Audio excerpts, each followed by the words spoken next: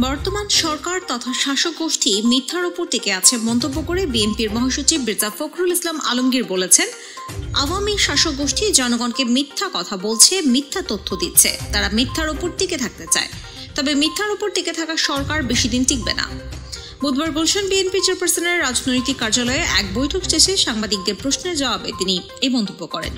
বিকেলে গণফোরাম ও পিপলস পার্টির সঙ্গে বৈঠক করে বিএনপি। বৈঠকে মির্জা ফখরুল, ভাইস চেয়ারম্যান বরকতুল্লাহ বুলু ও গণফোরাম ও পিপলস পার্টির শীর্ষ নেতারা উপস্থিত ছিলেন। মির্জা ফখরুল বলেন, আওয়ামী লীগ সরকার ক্ষমতায় টিকে থাকার জন্য সব অপকৌশল গ্রহণ করেছে।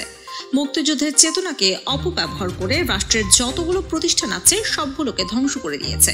তারা গোটা রাষ্ট্রকে একটি একদলীয় শাসন ব্যবস্থায় নিতে চায়। তারা একটি রাষ্ট্রীয় সন্ত্রাস সৃষ্টি করেছে।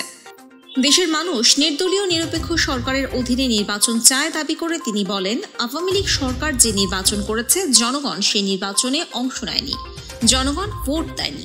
জনগণ একটি নির্দিষ্ট সরকারের মাধ্যমে নির্বাচনে তাদের মতামত দিতে চায়। সরকার রাষ্ট্রীয় যন্ত্র ব্যবহার করে রাষ্ট্রীয় সন্ত্রাসী দিয়ে জোর করে ক্ষমতা দখল করে আছে এমন অভিযোগ করে মির্জা ফখরুল বলেন, ইতিহাস বলে এভাবে জোর করে বেশি দিন ক্ষমতায় টিকে থাকা যায় না। কিছুদিন জনগণের কষ্ট হয়, সরকার সন্ত্রাস করে ভয় ভীতি দেখিয়ে অনেক নির্যাতন করে জনগণকে দমাতে চায়। সচেতন মানুষ এখন বলছে দেশে মাফিয়া রাষ্ট্র কায়েম করা হয়েছে, ক্ষমতা টিকিয়ে রাখতে সরকার নতুন নতুন কৌশল বের করেছে। সেজন্যই কখনো ডামি নির্বাচন, কখনো নিশিরাতে নির্বাচন, আবার কখনো বিনা প্রতিদ্বন্দ্বিতায় নির্বাচন করে।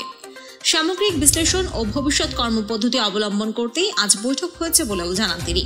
সাংবাদিকদের প্রশ্নের জবাবে মির্জা ফখরুল বলেন, একদলীয় শাসন ব্যবস্থার উদাহরণ হচ্ছে রাষ্ট্রের কর্মকর্তা ও কর্মচারীরা সবসময় সব ক্ষেত্রে ক্ষমতাসীনদের কথাই বলে। তারা সাধারণত বাংলাদেশকে প্রমোট করেন না, তারা ওই দলটিকেই প্রমোট করেন। দেশের রাজনৈতিক ও অর্থনৈতিক যে করুণ অবস্থা তা এর জন্যই সৃষ্টি হয়েছে। দক্ষিণ ও মধ্য এশিয়া বিষয়ক মার্কিন সহকারী পররাষ্ট্রমন্ত্রী ডোনাল্ড লুর ঢাকা সফর প্রসঙ্গে সাংবাদিকরা জানতে চাইলে বিএনপি মহাসচিব বলেন, এদেশে সুষ্ঠু ও নিরপেক্ষ নির্বাচনের জন্য মার্কিন সরকার তাদের অবস্থান অব্যাহত রেখেছে। নিরপেক্ষ নির্বাচনের পক্ষেই তারা কথা বলেছেন। তারা এদেশের জনগণের বিরুদ্ধে গিয়ে কোনো কাজ করছেন না।